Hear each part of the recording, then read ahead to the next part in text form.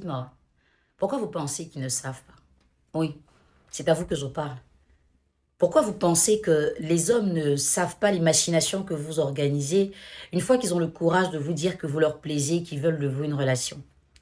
Pourquoi vous croyez qu'ils ne savent pas que vous jouez à un jeu?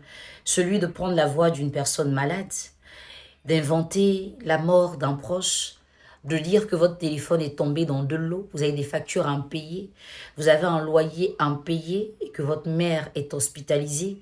Pourquoi vous pensez qu'ils ne savent pas que vous êtes en train de mentir pour leur soutirer de l'argent? En fait, ils connaissent votre jeu. Ils le maîtrisent même mieux que vous.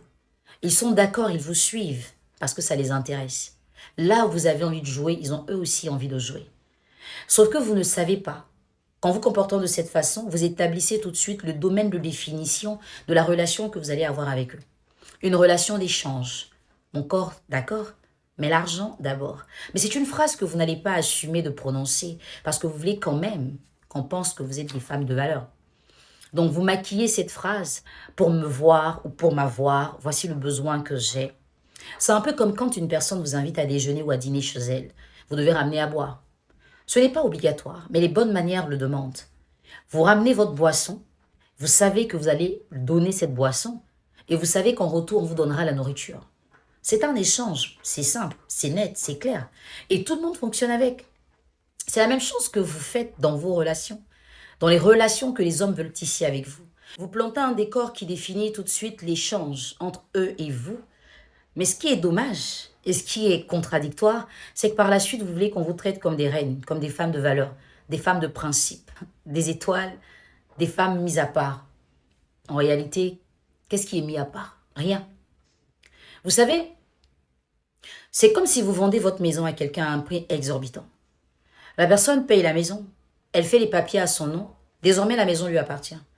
Et vous venez quand même lui dire, c'est vrai que tu as payé la maison, mais il ne faut pas la modifier. Vous prenez pour qui? J'ai payé la maison, j'en fais ce que je veux. Si je veux la casser, je la casse. Je veux l'offrir, je l'offre. Si je veux la reconstruire, je le fais. Si je veux la modifier, je le fais. Il n'y a plus rien à dire. Mais comparez cette situation à une toute autre. N'oubliez pas de vous abonner pour ne rien rater des prochaines vidéos qui seront tout aussi intéressantes que celle-là. Où quelqu'un de vraiment fortuné arrive dans un endroit où il ne connaît personne. À un moment précis où ses sous ne peuvent lui servir à rien. Et vous lui donnez votre hospitalité. Vous recevez cette personne chez vous. Vous lui donnez un toit, à manger, des vêtements, un peu de thé, tout simplement. Mais cette personne, vous êtes redevable à vie. Elle est tellement honorée.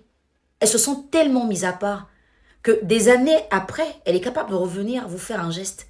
Merci. Cette personne sait que votre maison ne lui appartient pas. Elle ne peut pas la modifier, elle ne peut pas la casser, elle ne peut rien faire. Elle ne peut que l'entretenir et même s'en souvenir quand les années passent. Et des fois, vous êtes surpris. Vous avez fait ça et puis vous dites, mais j'ai oublié. La personne n'a pas oublié parce que vous avez passé un message à cette personne. Ton argent ne peut pas tout te donner, mais un être humain peut tout t'aider à avoir, n'est-ce pas? Et c'est dommage. Mais de plus en plus, les gens préfèrent l'argent à tout ce qui est essentiel.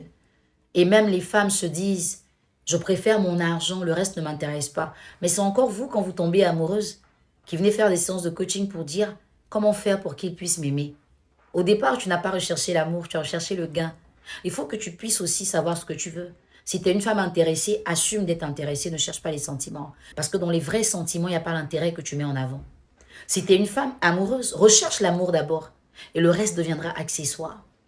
J'espère que cette vidéo va pouvoir ouvrir ton esprit sur des choses que tu as mal fait. J'espère que tu comprendras et que tu changeras de stratégie. J'espère que tu rechercheras beaucoup plus le respect de ta personne que l'achat de ta personne. Parce qu'un être humain ne s'achète pas. C'est un don de Dieu.